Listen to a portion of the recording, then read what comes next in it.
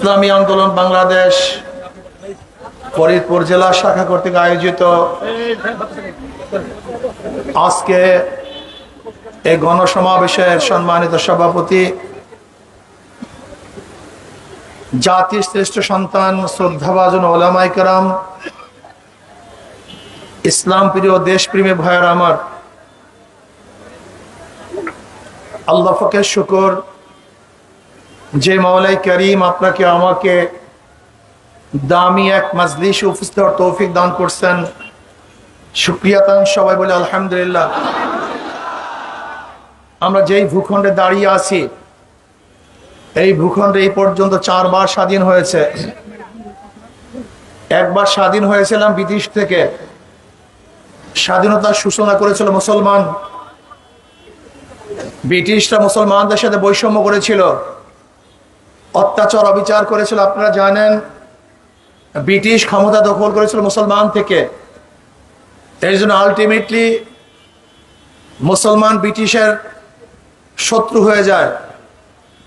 আর ব্রিটিশদের ক্ষমতা টিকিয়ে রাখার জন্য মুসলমানদের উপরে এমন কোনো অত্যাচার নাই যে অত্যাচার করা হয় নাই। এর জন্য ব্রিটিশ হটাও আন্দোলনের সূচনা করেছিল মুসলমান। 1803 ঈসাই সালে শাহ আব্দুল আজিজ সাহেব রহমতুল্লাহ আলাইহি ঘোষণা দিয়েছিলেন, পাক ভারত উপমহাদেশ দারুল হরব, কাজে প্রত্যেকটা মুসলমানদেরকে ব্রিটিশদের বিরুদ্ধে আন্দোলন করা ফরজে আইন। সে 1803 ঈসাই সালেই ব্রিটিশ হটাও আন্দোলনের সূচনা হয়েছিল, যার নেতৃত্ব দিয়েছিল মুসলমান। পরবর্তীতে আবার সবাই সংযুক্ত হয়েছিল। 1857 ঈসাই সালের আজাদি আন্দোলন, সেফাই বিপ্লবের সূচনায় ছিল মুসলমান। কিন্তু আমরা কি দেখলাম, দ্বিতীয়বার স্বাধীন হওয়ার পরেও মানুষ শান্তি পায় নাই, মুক্তি পায় নাই।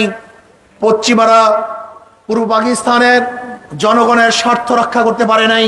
বাংলাদেশের মানুষ কোন ধর্ষককে ক্ষমতায় নেবে না, বাংলাদেশের মানুষ কোন চাঁদাবাজকে ক্ষমতায় নেবে না। বাংলাদেশের মানুষ তাদের স্বাধীনতা দিতে পারে নাই।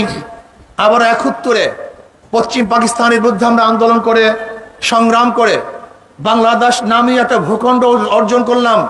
ভেবেছিলাম এবার মানুষ শান্তি পাবে, মুক্তি পাবে, সাম্য, মানবিক মর্যাদা, সামাজিক ন্যায় বিচার প্রতিষ্ঠিত হবে।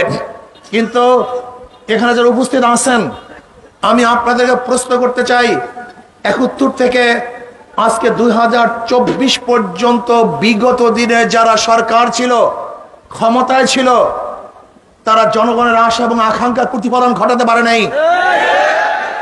তারা জনগণের দিকে তাকায় নাই, জনগণের দিকে লক্ষ্য করে কোনো আইন করে নাই। তারা সব সময় আইন করেছে কিভাবে সরকার টিকে যায়, দলকে কিভাবে হেফাজত করা যায়, আঙ্গুল ফুলে কিভাবে কলা গাছ হওয়া যায়। শুধু কলা গাছ নয়, আঙ্গুল ফুলে কিভাবে বট গাছ হওয়া যায়, সেই ভিত্তিক তারা আইনকে প্রণয়ন করেছে। কিন্তু জনগণের শান্তির জন্য, মুক্তির জন্য, সাম্য, মানবিক মর্যাদা, সামাজিক ন্যায় বিচার প্রতিষ্ঠিত করার জন্য 71 থেকে 2024 পর্যন্ত যারাই ক্ষমতায় ছিল, তারা জনগণের দিকে লক্ষ্য করে কোনো আইন প্রণয়ন করতে পারে নাই। এর জন্য দেশের জনগণ বারবার বৈষম্য শিকার হয়েছে, খুন হয়েছে, আমার মা বোনেরা ধর্ষিতা হয়েছে, মানুষ গুম হয়েছে, এতিমরা ক্ষুধার্ত অবস্থায় কাতরাইতেছে, কিন্তু মানুষের অধিকার আমরা ফেরত দিতে পারি নাই। এর জন্য এই বছর 2024 5ই আগস্ট মানুষ আবারও বৈষম্য বিরোধী আন্দোলন করেছে। কিসের জন্য বৈষম্য থাকবে না? সমস্ত মানুষ সমান হয়ে যাবে, চাকরির অধিকার পাবে, অন্ন, বস্ত্র, বাসস্থান, শিক্ষা, চিকিৎসার অধিকার পাবে। যেখানে যুবকদের অধিকার থাকবে, মুরব্বীদের অধিকার থাকবে, পুরুষের অধিকার থাকবে, মা বোনদের অধিকার থাকবে, যেখানে অধিকার থাকবে মুসলমানদের, হিন্দু, বৌদ্ধ, খ্রিস্টানদের অধিকার থাকবে। কিন্তু আমরা কি দেখেছি, আজকেও 5ই আগস্টের পরে যারা দখলদারি করেছে, চাঁদাবাজি করেছে, লুট করেছে, সন্ত্রাস করেছে, ডাকাতি করেছে, না, তাদের জন্য দেশের মানুষ আন্দোলন করে নাই, সংগ্রাম করে নাই। দ্বিতীয়বার বাংলাদেশের মানুষ ডাকাত, চোর, বদমাশদেরকে আর ক্ষমতায় দেখতে চায় না। প্রিয় জনগণ ভাইয়ের আমার, আজকে এখানে যারা আছেন, যে যেখান থেকে শুনতেছেন, আমি আপনাদের অনুরোধ করতে চাই, 92 বছর মুসলমানদের দেশের মধ্যে ইসলামী হুকুমত কেন হবে না? মুসলমানদের আইন কেন বাস্তবায়ন হবে না? কারণটা কি? এর মূল কারণ হলো এই, আজকে বাংলাদেশের মুসলমানদের মাথার মধ্যে ইসলামের দুশ্মনেরা, ইসলাম ফোবিয়া, ইসলামের আতঙ্ক, ইসলামের ভয়, ইসলাম আসলে এটা হবে সেইটা হবে, বের হতে পারবে না, বস্তাবন্দি করবে মহিলাদেরকে, সবাইকে এই করতে হবে সেই করতে হবে। এই ভয় ভীতি সৃষ্টি করার কারণে আসলে মুসলমানরা ইসলামকে ভয় পায়। আসলে ইসলামের চেয়ে ভালো করে নীতি আদর্শ গোটা দুনিয়ার মধ্যে নাই। এইটা তোমাদেরকে প্রথম বুঝতে হবে। আমাকে অনেক গাঁজাখোর বলে, হুজুর যদি ইসলামী হুকুমত আসে তোমার গাঁজার অবস্থাটা কি হবে? আমি বললাম কোনো টেনশন নাই, তোমার নিজের থেকে গাঁজা ছেড়ে দিবে। সে বলছে কিভাবে? আমি বললাম দেখো তুমি একজন গাঁজাখোর, মসজিদে গিয়ে কি গাঁজা সেবন করতে পারবা? বল না হুজুর, মসজিদে গিয়ে গাঁজা সেবন করবো কিভাবে? বলি কেন? সেখানে তো পরিবেশ নেই।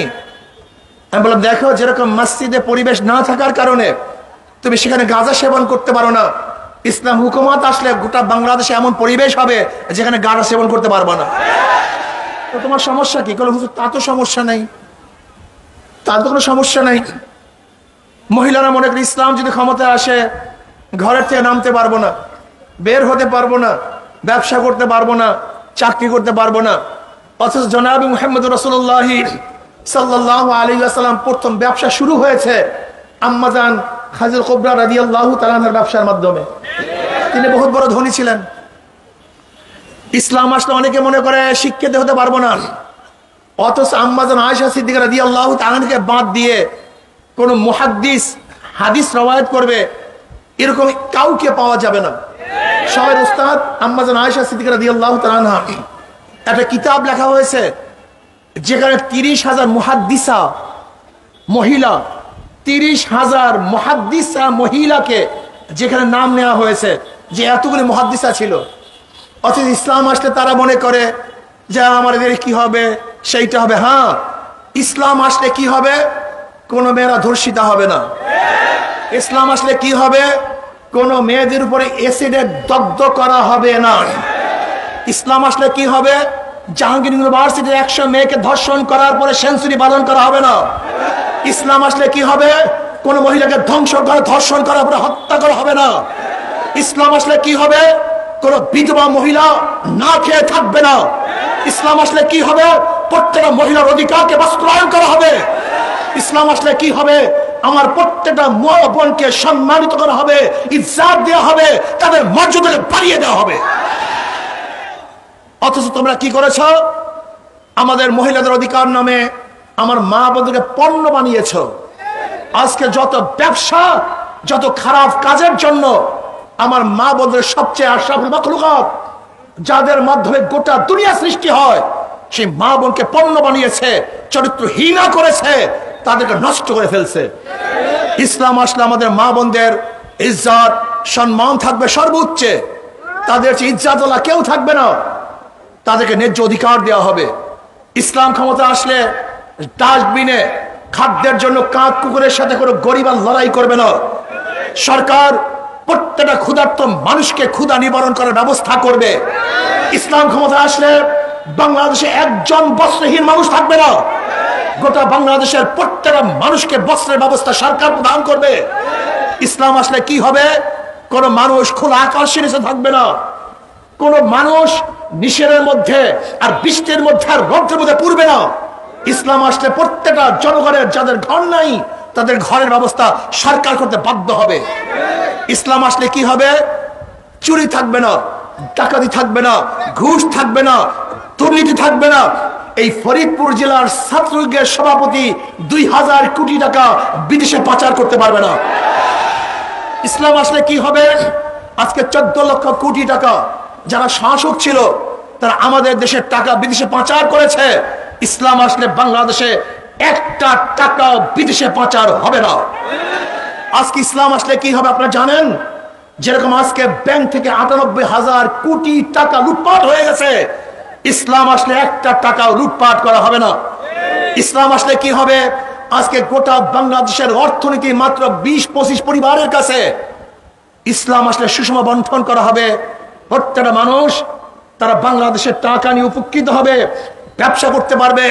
আজকে রিক্সাওয়ালাদেরকে টাকা দেওয়া হবে, ঠেলাওয়ালাদেরকে টাকা দেওয়া হবে, শ্রমিকদেরকে টাকা দেওয়া হবে, কুলি মজদুর তাঁতি ঋষি জেলে যেখানে গরিব আছে না কেন বাংলাদেশের সরকার দায়িত্ব নিয়ে তাদেরকে ধনী বানাবার ব্যবস্থা করবে। আমি আশ্চর্য হয়ে যাই, আজকে শিক্ষিত সমাজ তোমাদেরকে দেখে আমি আশ্চর্য হয়ে যাই। দেখো, ইসলামের প্রত্যেকটা অর্থনীতি গরিবদের জন্য।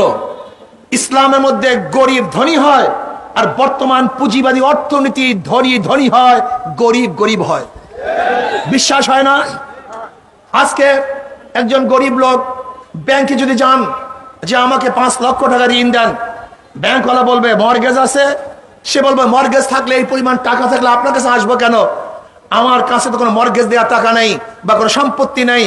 ব্যাংক বলবে টাকা তোমার জন্য না, যার আগের থেকে আছে ব্যাংক তাকেই টাকা দেয়, যার নাই তাকে ব্যাংক টাকা দেয় না।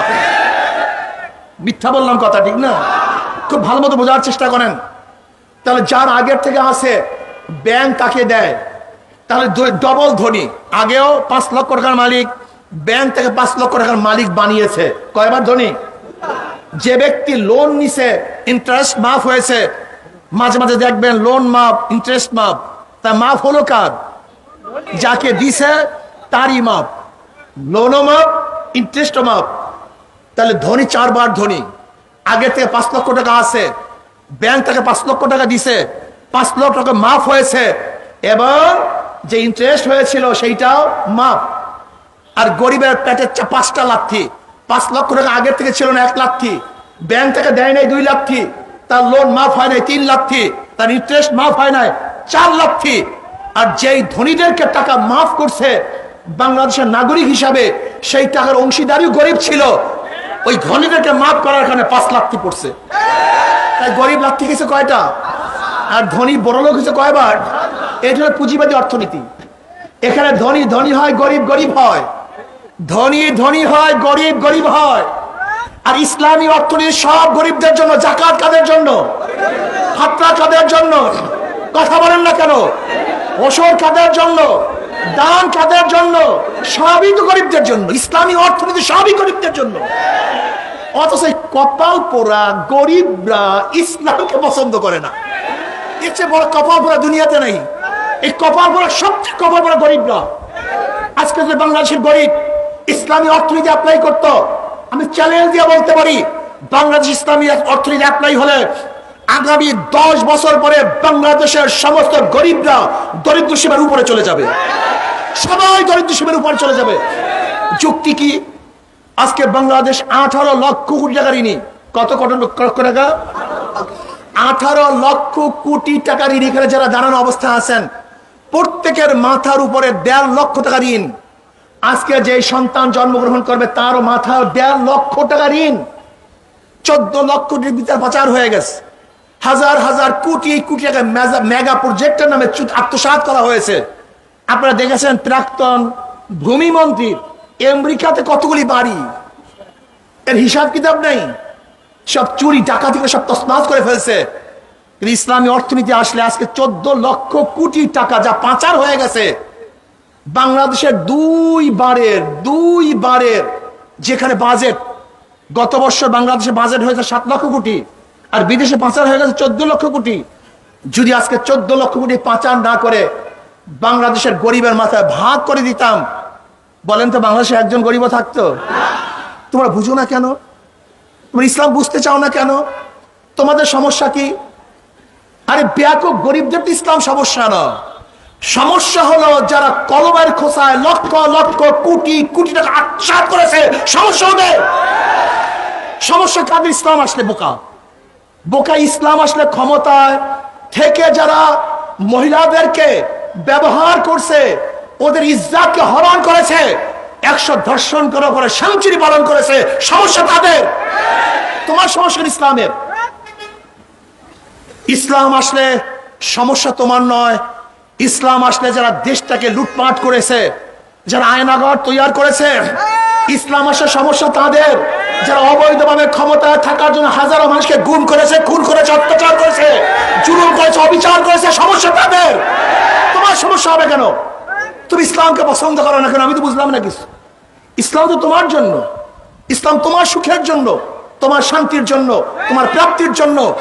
তোমার আশা এবং আকাঙ্ক্ষাকে বাস্তবায়ন করার জন্যই ইসলামী আদর্শ দুনিয়াতে আসছে।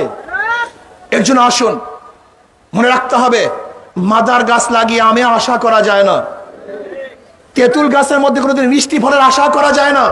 আমার প্রিয় ভাইয়ের, আমার একটা উদাহরণ মনে রাখুন, একজনের নাম এ, একজনের নাম বি, একজনের নাম সি। এও চোর, বিও চোর, সিও চোর। ক্ষমতা আছে এ, সে কি করবে? হটাও এ বসাও বি, সে কি করবে? হটাও বি বসাও সি, সে কি করবে? কারণটা কি? নেতার পরিবর্তন হয়েছে, দলের পরিবর্তন হয়েছে, নীতি আদর্শের পরিবর্তন হয়নি। ওসি যায়, ঘুষ যায় না। এসপি পরিবর্তন হয়, ঘুষ পরিবর্তন হয় না। ডিসি পরিবর্তন হয়, দুর্নীতি পরিবর্তন হয় না। কারণটা কি? চেয়ার পরিবর্তন হইলেই ঘুষ বন্ধ হয় না, যতক্ষণ পর্যন্ত নীতি আদর্শের পরিবর্তন না হবে। এই জন্য ইসলামী আন্দোলন বাংলাদেশ বিশ্বাস করে, যতক্ষণ পর্যন্ত নীতি আদর্শ পরিবর্তন না হয়ে শুধু দল বা নেতা পরিবর্তন হবে, কোনদিন এদেশে মানুষ শান্তি দেখবে না, শান্তি পাবে না। এই জন্য আসুন আগামী নির্বাচনে শুধু দল বা ব্যক্তি নয়, যেই দলের মধ্যে জনগণ ঐক্য হতে হবে, সমস্ত জনগণ ঐক্য হন। যেই দলের মধ্যে চোর আছে, গুন্ডা আছে, বদমাশ আছে, দুর্নীতিবাজ আছে, আমরা তাদেরকে ভোট দেব না। তাদেরকে বয়কট করুন, তাদেরকে প্রত্যাখ্যান করুন। জনগণের ঐক্য ব্যতীত কোনোদিন এদেশ সুন্দর হতে পারে না। শুধু একটা কথা, ঐক্যবদ্ধ হন। যারা গুন্ডা, বদমাশ, ধর্ষক, খুনি, লুটেরা, আমরা তাদেরকে ভোট দেব না। আমরা ভোট দেব তাদেরকে যাদের মধ্যে আল্লাহর ভয় আছে, যাদের চেহারার মধ্যে আমার নবী আলাইহিস সালাতু ওয়াস সালামের সুন্নাত আছে, যার চেহারার সাথে আমার নবীর চেহারার মিল আছে, যারা আল্লাহর সামনে হিসাব দেওয়ার ভয় করে, যারা দেশকে লুটপাট করবে না, বেগম পাড়া যাদের বাড়ি নাই, কেন নয়, আমরা তাদেরকে যদি ভোট প্রদান করি, ইনশাআল্লাহ দেশের মানুষ শান্তি পাবে, মুক্তি পাবে, নিরাপত্তা পাবে। এই জন্য আসুন আমরা সব ঐক্যবদ্ধ হই, ঐক্যবদ্ধ হই। আর একটা কথা বলি, শেষ করতে চাই। অনেক ভালো মানুষ আছেন যারা পচা গান্দা রাজনীতির কারণে রাজনীতিতে অংশগ্রহণ করছেন না। আমি বলবো, আপনার মতো ভালো মানুষ রাজনীতিতে অংশগ্রহণ না করার কারণেই ডাকাত, লুচ্চা, গুন্ডা, বদমাশেরা, খুনেরা, ধর্ষক এক জায়গা দখল করে ফেলেছে। এই জন্য যেখানে যেখানে ভালো মানুষগুলি আছেন, আপনারা সবাই চলে আসুন। ভালো মানুষ আসার কারণে ফ্যাসিস্ট বাংলাদেশে থাকতে পারে নাই। ভালো মানুষগুলি রাস্তায় না নামলে এই ফ্যাসিস্টকে কোনোদিন দূর করা সম্ভব ছিল না। আজকে যেখানে যেখানে, যে রুমের মধ্যে, যে ঘরের মধ্যে, যে স্থানের মধ্যে ভালো মানুষগুলি আছেন, আপনারা সবাই আসুন, চলে আসুন। ইসলামী আন্দোলনের পতাকা ঐক্যবদ্ধ হন। ইনশাআল্লাহ আগামী দিন, আগামী রাষ্ট্র ইসলামের রাষ্ট্র হবে। আগামী ক্ষমতা ইসলামই যাবে। ইসলাম যদি ক্ষমতায় যায়, সমস্ত মানুষ শান্তি পাবে। মুসলমান, হিন্দু, বৌদ্ধ, খ্রিস্টান সবাই ধর্মীয় অধিকার ফিরে পাবে। আল্লাহ আমাকে